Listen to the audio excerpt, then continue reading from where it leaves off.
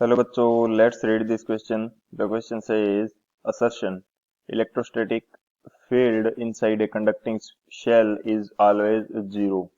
Reason: the electrostatic potential is always same from center to surface of a conducting shell. Option first: both assertion and reason are correct and reason is the correct explanation of assertion. Option second: both assertion and reason are correct, but reason is not the correct explanation of assertion. Option third: assertion is correct, but reason is incorrect. Option fourth: assertion is incorrect, but reason is correct. तो इस question के अंदर हमसे क्या बोला गया है कि जो कंडक्टिंग शेल है उसके अंदर इलेक्ट्रिक फील्ड जो होगा वो जीरो होगा हमेशा। रीजन इसका दे रखा है कि जो इलेक्ट्रिक शेल है जो कंडक्टिंग शेल है उसके अंदर इलेक्ट्रिक पोटेंशियल जो होता है सेंटर से सरफेस तक सेम रहता है। तो बात करते हैं की कंसेप्ट की।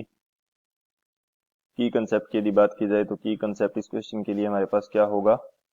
सबसे पहले हम फर्स्ट की कंसेप्ट के अंदर ये देख लेते हैं कि इलेक्ट्रिक फील्ड एंड जो पोटेंशियल डिफरेंस होता है उसके अंदर रिलेशन क्या होता है। Relation between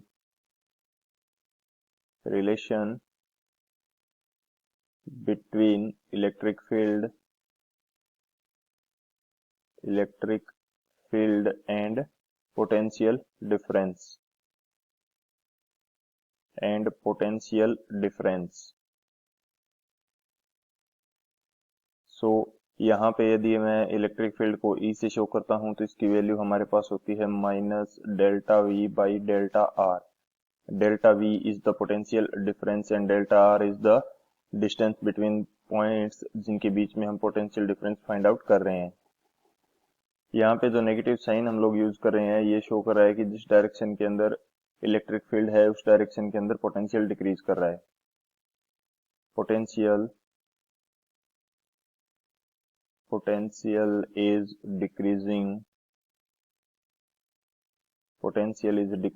in the direction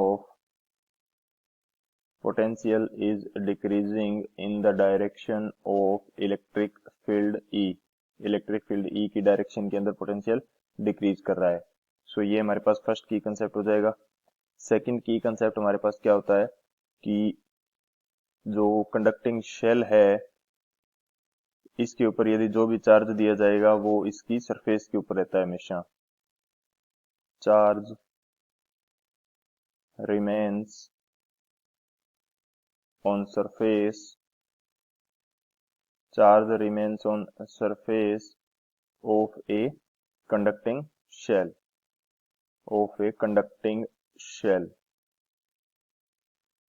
there is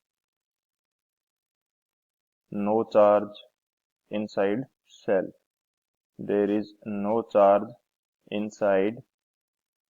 shell के अंदर कोई चार्ज नहीं होता। तो ये दो हमारी की कंसेप्ट है। इन दोनों की कंसेप्ट की हेल्प से इस क्वेश्चन को सॉल्व करते हैं। सॉल्यूशन की यदि बात की जाए तो सॉल्यूशन हमारे पास क्या होगा।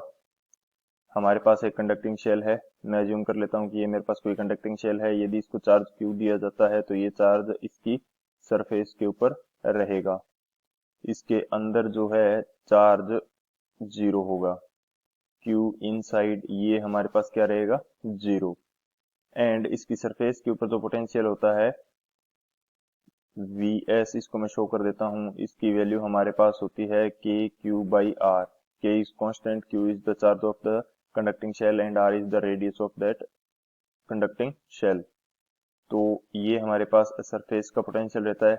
एंड इनसाइड का कोई भी पॉइंट है, इस शेल के अंदर का जो कोई भी पॉइंट होगा वहां भी ये पोटेंशियल रहेगा। ये सेम पोटेंशियल रहता है के क्यू बाई आर। सो जो दो पॉइंट्स है, अंदर के दो पॉइंट्स या centre v centre minus v surface, ये दोनों सेम है। तो जो पोटेंशियल डिफरेंस आएगा डेल्टा वी, ये हमारे पास आता है zero. And delta v zero आने के कारण जो ई है, ई की वैल्यू हमारे पास क्या होती है, minus delta we by delta R. तो डेल्टा वी यहाँ से जीरो है तो इलेक्ट्रिक फील्ड जो है ये भी हमारे पास क्या आएगा, जीरो आएगा। इलेक्ट्रिक फील्ड इनसाइड ये हमारे पास आएगा जीरो। तो हमारा जो असर्शन है ये क्या हो जाएगा, करेक्ट हो जाएगा। क्योंकि हमने 2 पॉइंट लिए हैं, सेंटर एंड सरफेस, इन दोनों के बीच का जो पोटेंशियल डिफरेंस है ये हमारे पास 0 है, तो इलेक्ट्रिक फील्ड इनसाइड का 0 आ जाएगा। ये हमारा असर्शन तो करेक्ट हो गया। रीजन की यदि बात की जाए तो रीजन भी हमारा करेक्ट है, क्योंकि जो 2 पॉइंट है सरफेस एंड सेंटर, सरफेस से लेकर सेंटर तक जो पोटेंशियल है वो सेम रहता है। सो सरफेस से लेकर सेंटर तक के कोई भी 2 पॉइंट्स होंगे उनके बीच में पोटेंशियल डिफरेंस 0 आएगा एंड वहां पे इलेक्ट्रिक फील्ड भी 0 होगा। इसका बेसिक रीजन क्या होता है कि जो चार्ज Q है वो सरफेस के ऊपर रहता है, अंदर कोई चार्ज है नहीं, तो यहाँ अंदर जो पोटेंशियल डिफरेंस है ये 0 आता है एंड इलेक्ट्रिक फील्ड जो है ये भी 0 आएगा। सो हमारा असर्शन भी करेक्ट है एंड रीजन भी करेक्ट है, एंड रीजन जो है एक्सप्लेनेशन भी है इस असर्शन के लिए, क्योंकि जो पोटेंशियल डिफरेंस यदि चार्ज Q सरफेस के ऊपर रहेगा जिसके कारण से पोटेंशियल सेम आता है एंड पोटेंशियल डिफरेंस हमें मिलता है 0, जिसकी वजह से इलेक्ट्रिक फील्ड भी हमें क्या मिलता है, 0 मिलता है। तो बात करते हैं ऑप्शन की, कौन सा ऑप्शन यहाँ पे करेक्ट हो जाएगा। जो फर्स्ट ऑप्शन है A, both assertion and reason are correct and reason is the correct explanation of assertion, ये हमारा करेक्ट हो जाएगा। So option A is the final answer. I hope you understood it well. Best of luck. Thank you.